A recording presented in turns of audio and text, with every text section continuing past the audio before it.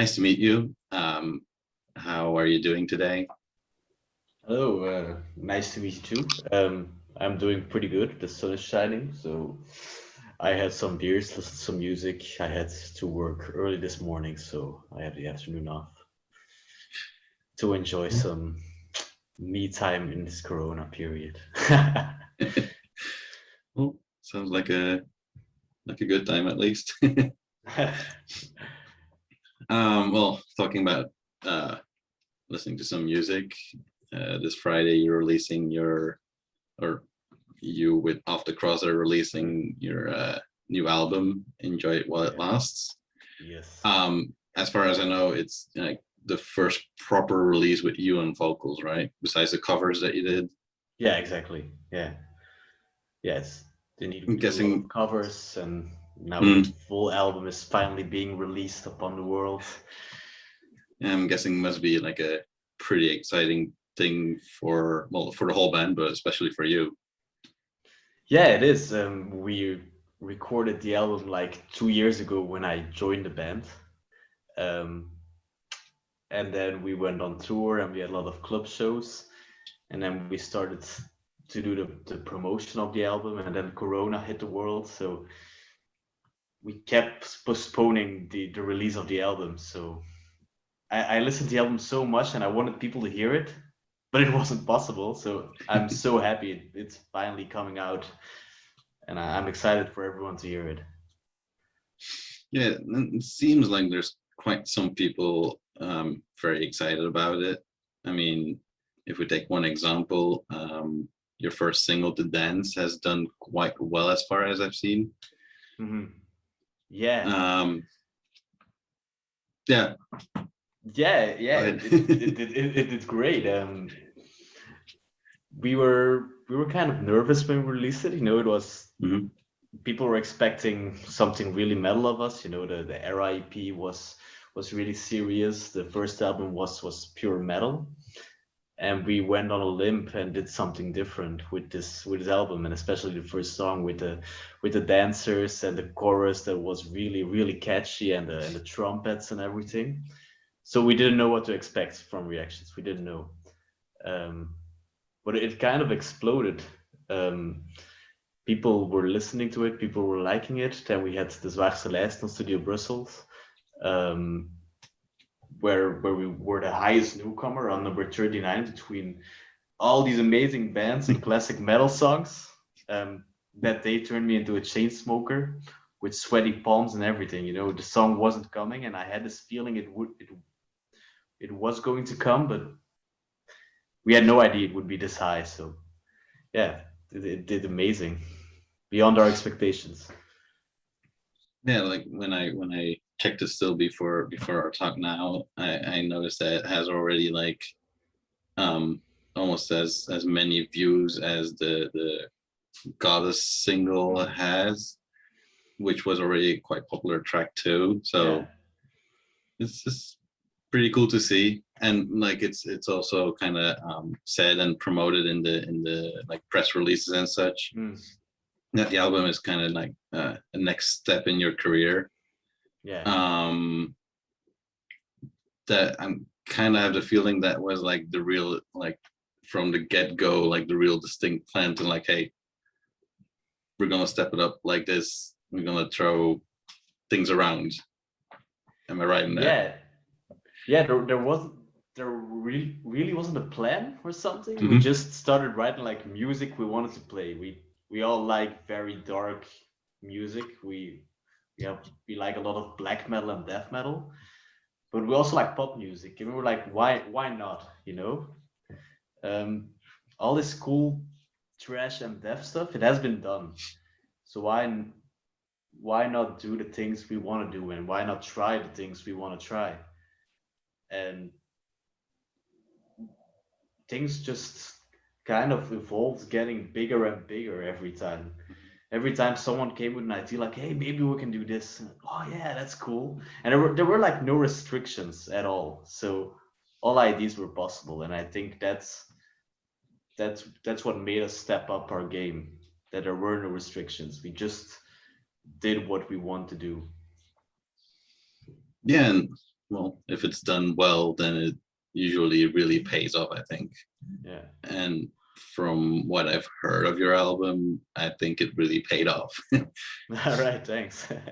I mean, like the sound on the one hand is at times like, well, still heavy as fuck, but on the other hand, it's like super accessible and catchy. Yeah. Like the dance is a good example of that. There's a couple more songs that really like it just crawls in your head and just stays there. Yeah. I don't know. There's something about some of the riffs that are really, I don't know, gets you going. Yeah, I think what makes a difference with us is a lot of people, they write the music on a guitar, and then they send it to the rest of the band. But Jens, our guitar player, he writes most of the stuff. He writes almost everything on a keyboard, so he has like melodies. And then he transcripts his melodies to a guitar. So there's a completely different writing process in Off the Cross. Of course, we like heavy guitars and we like the full in-your-face sound, but it's always starts with melodies. I don't know. Maybe that's even why I like some of the songs, some of the riffs. I like recognize Muse, for instance. Yeah, I know Jens is a huge Muse fan. So okay, there's no doubt you recognize Muse in there. Yeah, like in Masks and in the beginning of the dance, it's like that kind of catchy electronic. Yeah, exactly. Yeah, it's really cool, especially in like an as heavy metal band as you guys, to hear something that's super catchy and kind of recognizable. It immediately kind of perks you up, like, oh, what's that? Yeah, and I think that's the strong point in this album. You hear it one time, and you can sing it the next time. And I think that's one of the fun things about the album, and that's what we wanted to do. We wanted to make a fun album. It has to be hard, of course, but it also has to be fun. We want something people can dance to, and I hope we achieved. Well, at least with the one song, you'll achieve that. Yeah. And it seems like you're having a whole lot of fun, like making the videos too. It's like really clear that you're not taking yourself like all too serious, like musically probably, but no, that's true. We don't want to put a certain image up as serious metal artists or serious musicians. We're just four guys who like to have fun together, and doing dress up video clips is more fun than just pretending to play in front of a camera. So why not do the dress up video clip, right? Yeah, of course. There's I don't know, there's lately a couple of really interesting takes on video clips again, so yours kind of stuck out like together with those. Like my inspiration, Jens is always the big ID man for the video clips. But when we come with ideas, I just try to think what a band like Foo Fighters does or something, you know, they're always unrecognizable in their video clips. You know, they do all this cosmetic art and the dress up stuff, and that's just what I want to do, you know, pretend to be someone else, and just do what you want. It's kind of funny that you named them. I recently had a talk with one of the guys of the Vintage Caravan, and they kind of named them too as like an inspiration for their music videos. yeah, but they have great music videos. yeah. Always a kind of really funny, just dress up, having fun for shits and giggles, obvious. Yeah, exactly, and that's what it should be, you know.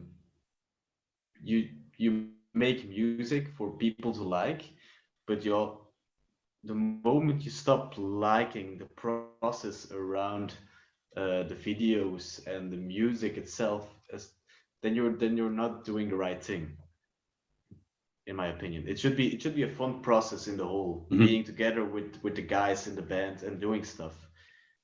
It's not serious work. It should be fun. Yeah, well, like most of the musicians or most of the people like they're not really in it for the money, so you should Exactly. keep it a bit fun. You have to get something out of it.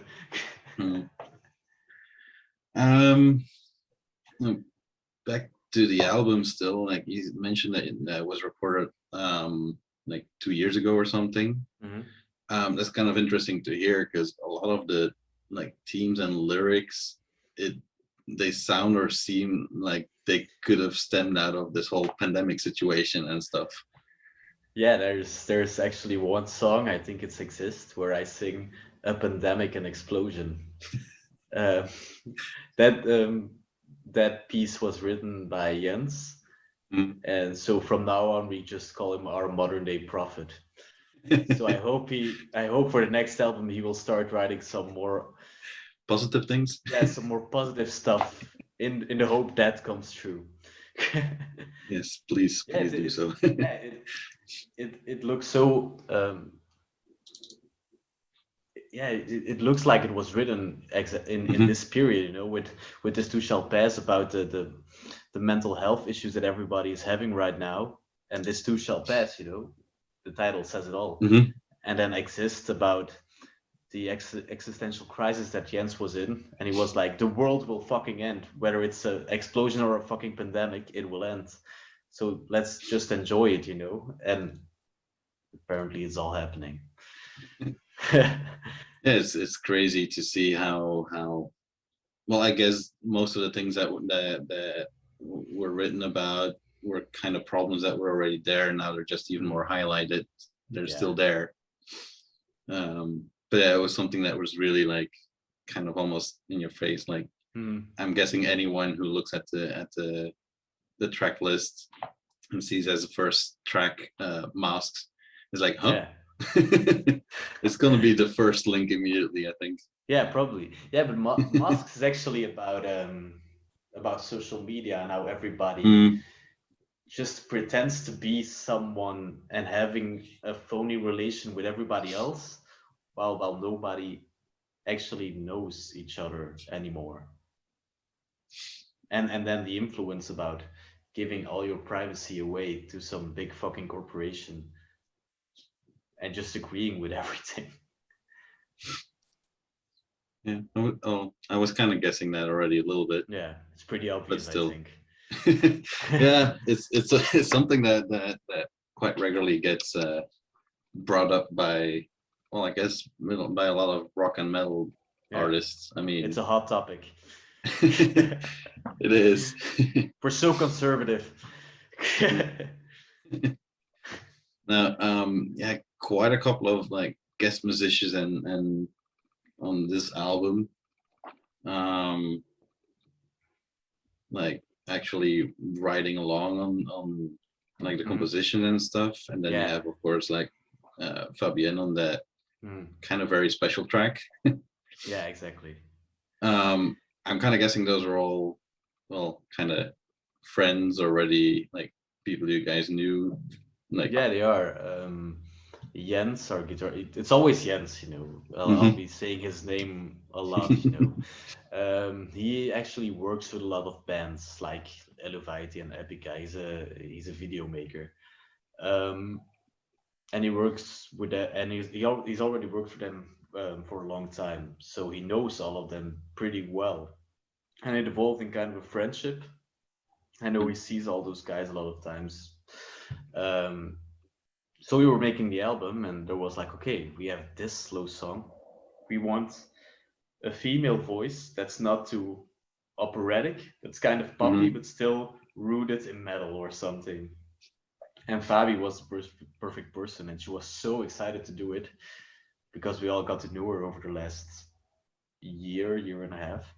And she was, the moment we asked her, like, hey, do you want to do it? She was like, oh yeah, fuck yeah. And then she's always so excited when we send her a message, and it's great. And the same for Coen from Epica. He helped us a lot with making the music just better. You know, I still see us as four guys who like making music and are pretty good at it, but we're not like these masterminds like the people from Epica. You know, they have just this knowledge of music that just broadens everything. So Well, it the was banana great is a that they bit wanted to longer. help. Yeah. So it's great that they wanted to help us out. Yeah, well, um, in my opinion, it sounds really good, and I think this could actually mean like a next big step for you guys, like I hope towards so. international crowds, because I think Yeah. a lot of it like can easily speak to a lot of different people. Yeah, I hope so. And No, I think that's everybody's dream. So yeah, and having those guests working along, I mean, it's not going to work against you. yeah, exactly. But we noticed it with the release of the last single, "This Too Shall Pass," Mhm. that suddenly there was like a completely new fan base that were reacting to our videos and our stuff. We Mhm. normally we have no interaction with the symphonic and epic metal community. So it was kind of funny also, like I saw some reactions like, oh my god, this is amazing, some of my favorite artists, Coen and Fabi together in one song, and nothing about Of the Cross. So it was just those fans coming for Coen and Fabi. But hey, whatever brings fans to us, you know. Of course. Talking about guests, like, is there anyone like on the top of your head that you personally would love to work with, like in the future or something? Ooh, that's a tough question. Hmm. Yeah, you know, we said this a lot of times, but I'm a huge fan of, but this is like top of the bill. Mm-hmm. I'm a huge fan of Dua Lipa, Mm-hmm. the pop vocalist, and Uh-huh. I would love to do something with her. You know, like a poppy metal song with her on guest vocals or something. That's that's what I that that I would love. That Yeah, and that would yeah be cool.